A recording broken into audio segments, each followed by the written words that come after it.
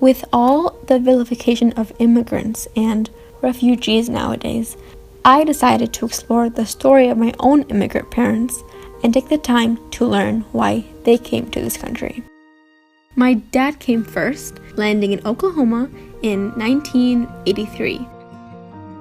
There were political tensions in Lebanon, his home country, when he decided to leave in search for better opportunity.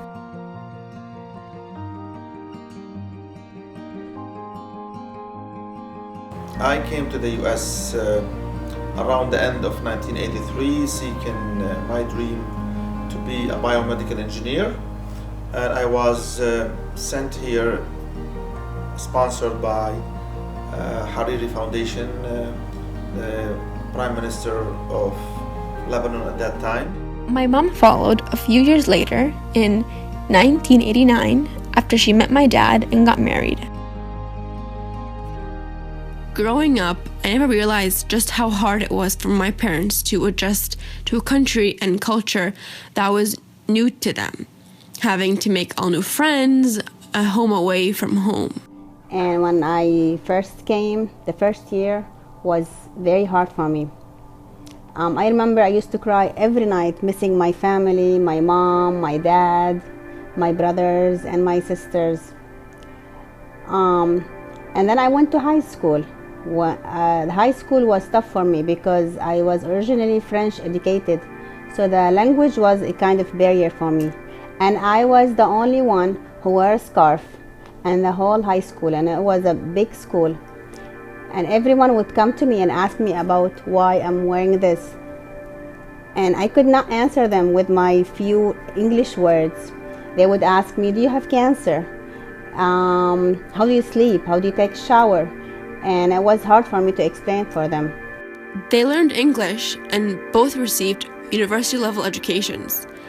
My favorite memory was when I saw my wife graduating after 10 years here in a degree. They raised 4 kids and had hopes and dreams for us to be proud of our culture, while also embracing our patriotism. My family was living the American dream, coming from nothing and then finding success in their education and careers. They almost felt like they fit into American society. That is until the 2016 presidential election. Donald J. Trump is calling for a total and complete shutdown of Muslims entering the United States until our country's representatives can figure out what the hell is going on.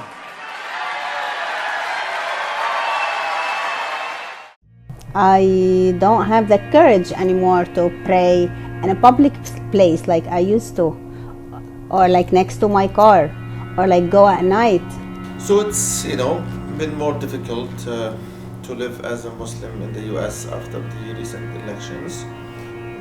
But for me in particular, it is still easier than many other Muslims and immigrants, since I am educated in this country. I've lived here for over 30 years now. I know the system, I know the people know me, who I am. So for me it's a bit less difficult than others who are more vigilant and they are more,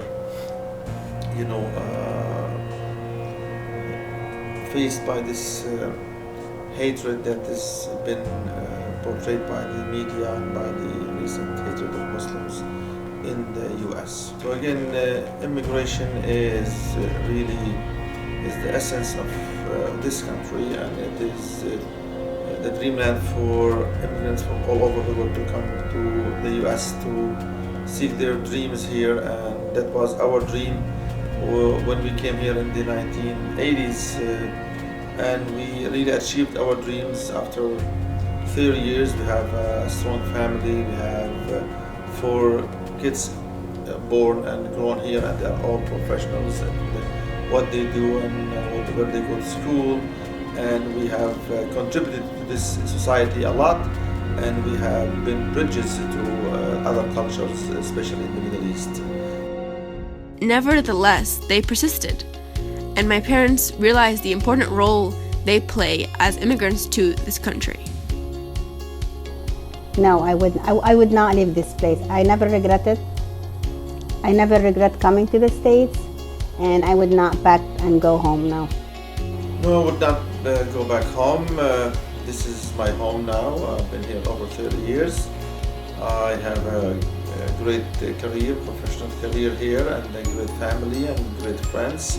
My dad now works for one of the top hospitals in the country, doing business development, while my mom divides her time being an elementary school teacher and a mom, of course. Learning their story and the difficulties immigrants face coming to this country makes me have a newfound appreciation for my parents. Immigrants are incredible assets to our nation's growth and diversity. We are a nation of immigrants, a nation greater than fear and bigotry. We remain resilient in the face of hate.